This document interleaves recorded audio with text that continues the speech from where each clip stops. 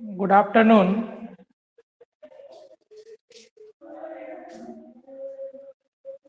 सभी विद्यार्थी जुड़ने का प्रयास करेंगे।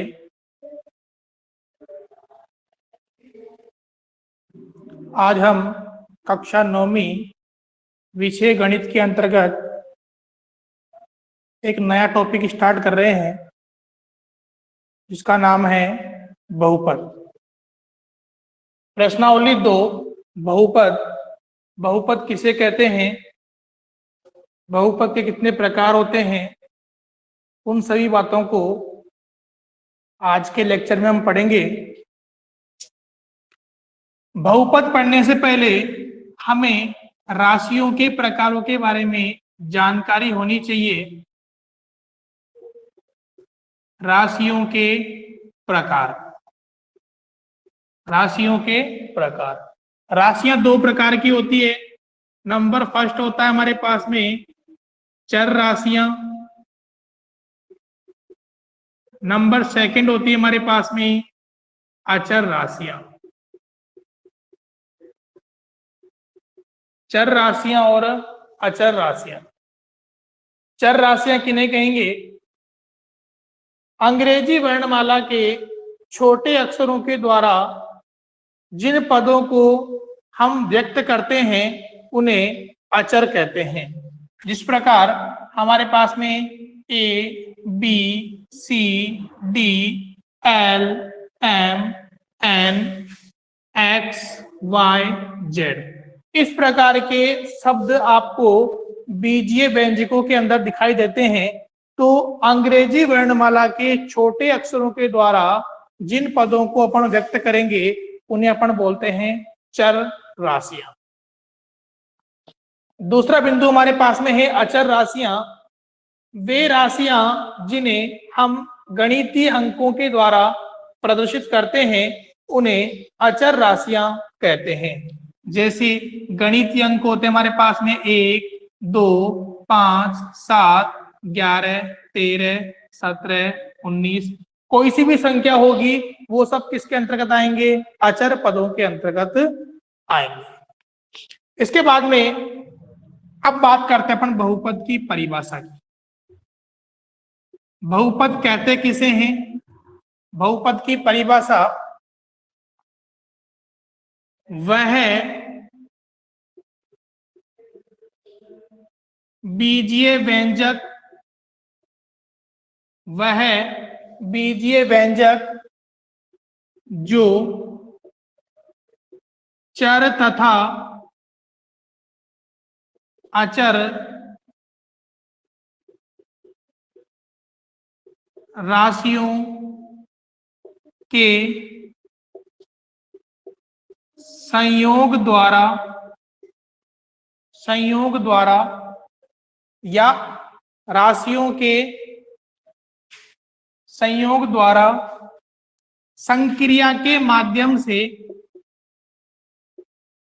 संक्रिया होती है प्लस, माइनस, गुणा, भाग। ये हमारे पास में गणित की 4 मूलभूत संक्रियाएं हैं: जोड़ना, घटाना, गुणा करना और भाग करना। तो संक्रियाओं के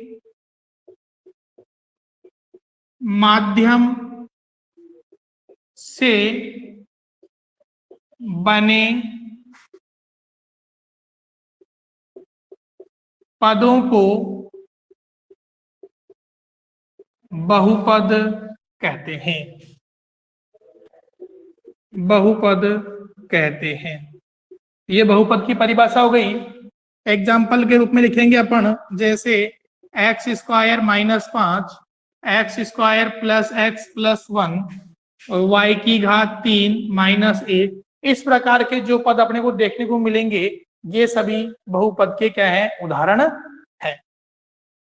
अब यहां से हमारे पास में जो बीजीय व्यंजक होगा वह बीजीय व्यंजक चर व अचर राशियों के संयोग के द्वारा प्राप्त होगा। और जो बीजीय व्यंजक है उस बीजीय व्यंजक के अंदर एक बात हमें महत्वपूर्ण ध्यान रखनी है, उसे अपन नोट लगा के लिखेंगे। बीजीय व्यंजक में चर राशि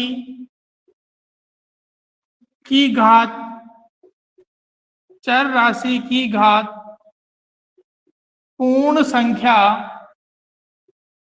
में होनी चाहिए, पूर्ण संख्या में होनी चाहिए। यानी कि हमारे पास जैसे आ गया √x। अब देखो √x को अपन क्या लिखेंगे, x की घात 1/2, यानी कि आपके ये बीजीय व्यंजक नहीं बन सकता है। इसी प्रकार जैसे आ गया x की घात -1/2, तो यहाँ पर जो घात है वो कैसे आ रही है, नेगेटिव आ रही है, यानी ये भी आपके बीजीय व्यंजक नहीं बनेगा।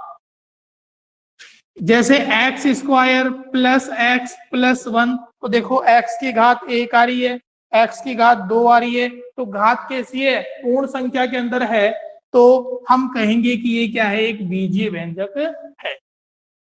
तो मोटे रूप में हमें ध्यान रखना है कि बीजीय व्यंजक एक ऐसा व्यंजक होता है जिसके अंदर चर राशि की जो घात है वह एक पूर्ण संख्या होनी चाहिए।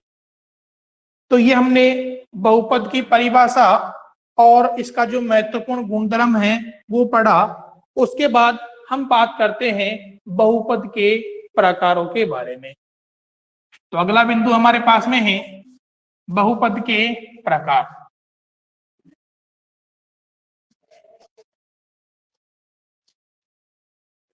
अगला बिंदु है बहुपद के प्रकार।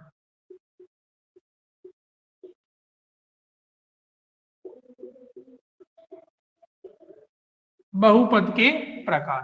अब देखो बहुपद को अपन दो प्रकार से बांटते हैं। नंबर फर्स्ट है हमारे पास में पदों के आधार पर बहुपद, पदों के आधार पर बहुपद। नंबर 2 होता है हमारे पास में घात के आधार पर बहुपद, घात के आधार पर बहुपद। तो बहुपद के दो प्रकार हैं, पदों के आधार पर और घात के आधार पर।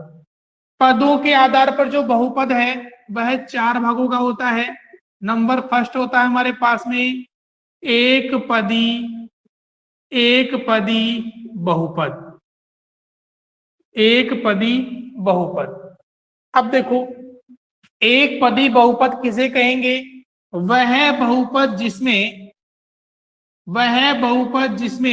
क्या होना चाहिए, एक पद होना चाहिए। वह बहुपद जिसमें क्या होना चाहिए, एक पद होना चाहिए, उसे क्या बोलेंगे अपन, एक पदी बहुपद। फॉर एग्जाम्पल लेंगे इस प्रकार 4x 5y², y की घात 3। तो देखो यहाँ पर हमारे पास में एक एक ही पद आ रहे हैं, इसलिए क्या कहलाएंगे, एक पदी बहुपद कहलाएंगे।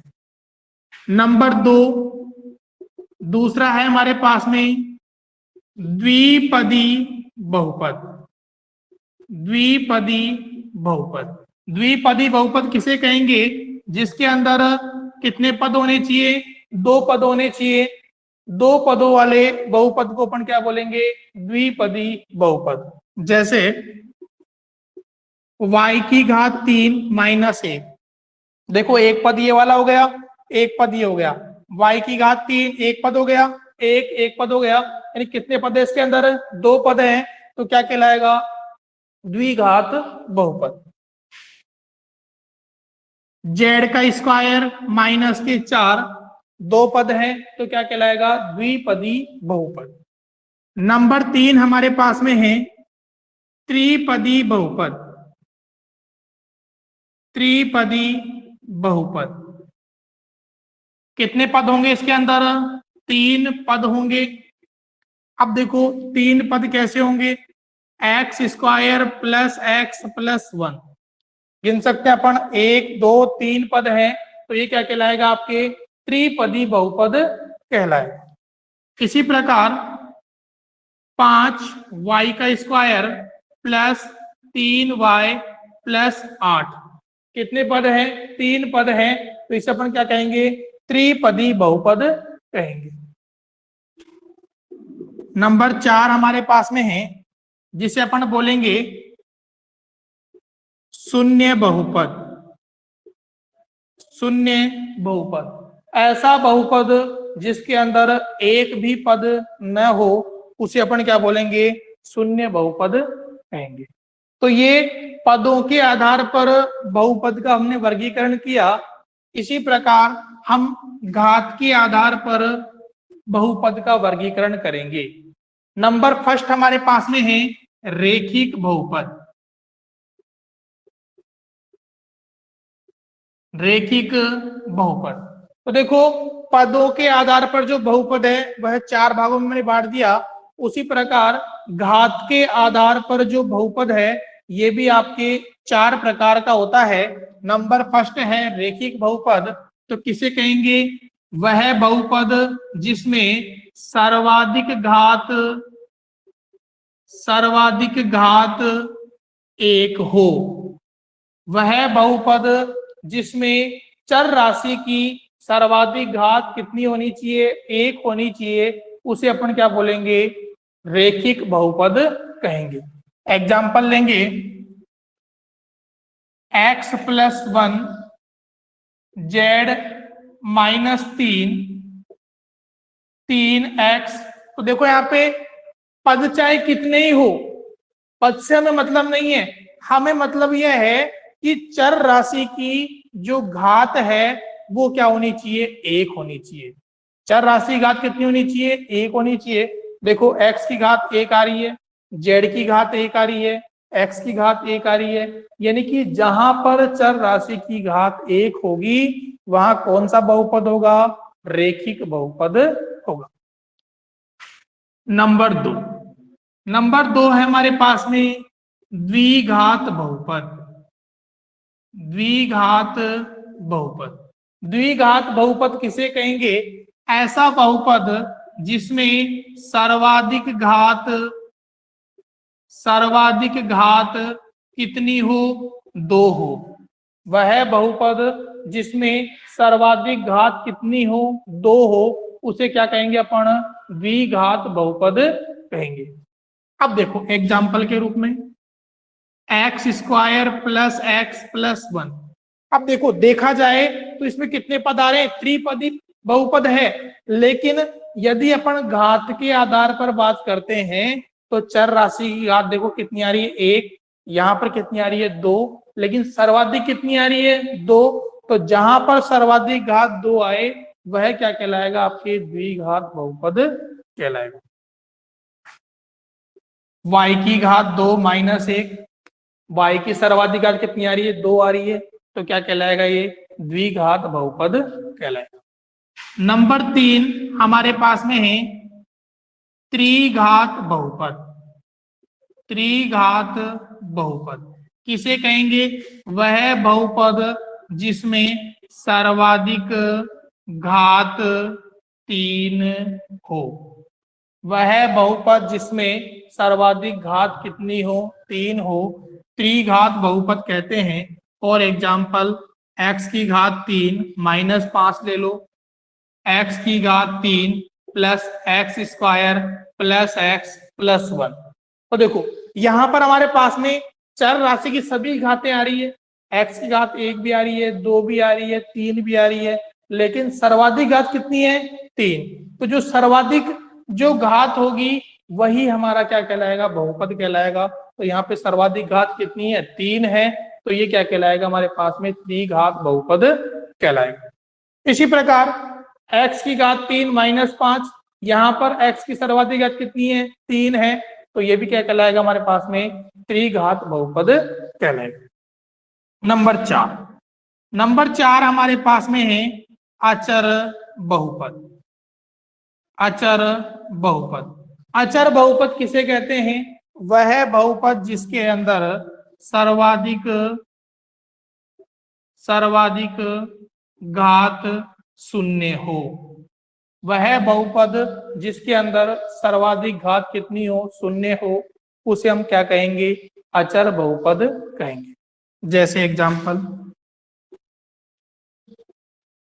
5, 7, 3, ये सब किसके अंतर्गत आते हैं, आपके अचर बहुपद के अंतर्गत आते हैं। कैसे आते हैं समझो।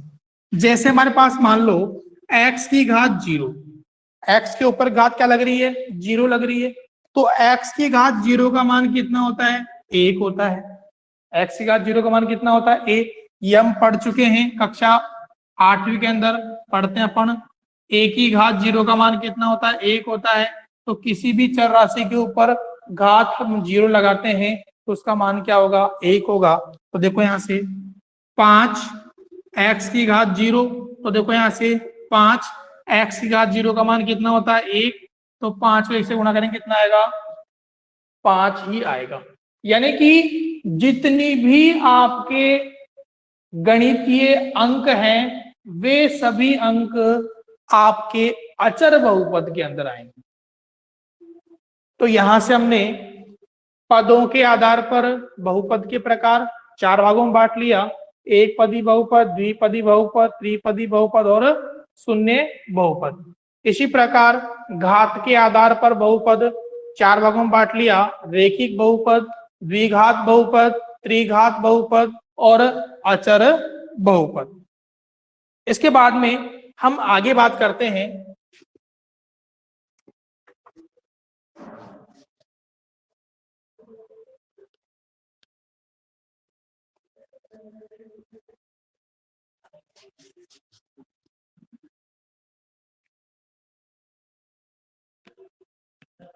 बहुपद की घात। बहुपद की घात, बहुपद की घात कैसे निकालते हैं, तो देखो बहुपद की घात निकालने के लिए हमें क्या करना है, किसी भी बहुपद में चर राशि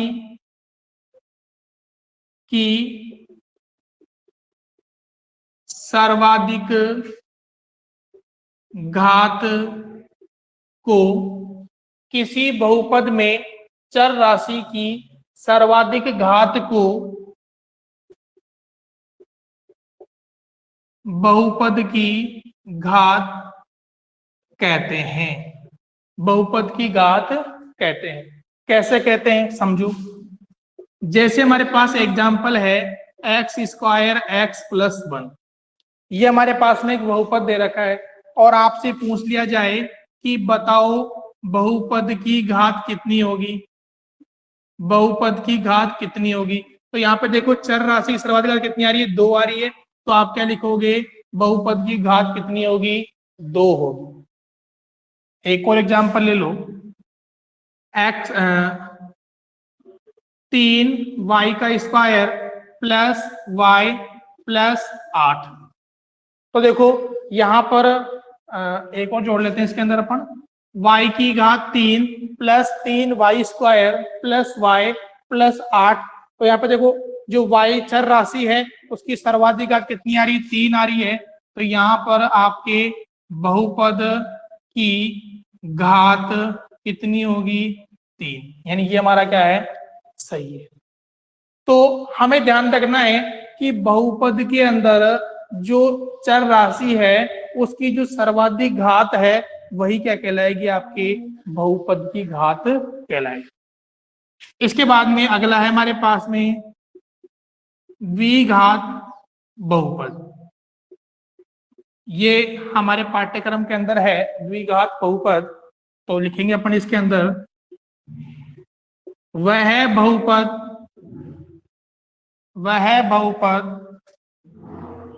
जिसमें चर राशि की सर्वाधिक घात 2 हो उसे द्विघात बहुपद कहते हैं।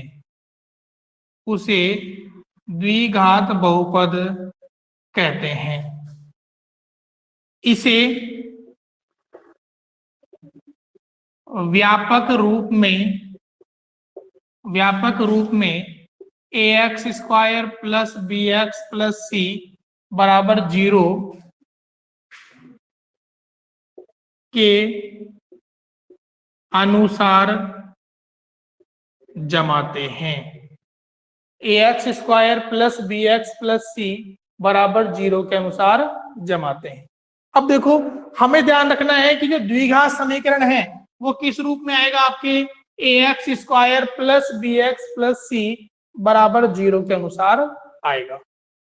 तो यहां से आपको पूछ ले कि एक्स स्क्वायर का गुणांक कितना होगा, एक्स स्क्वायर का गुणांक कितना होगा, तो एक्स का गुणांक कितना होगा हमारे पास में ए।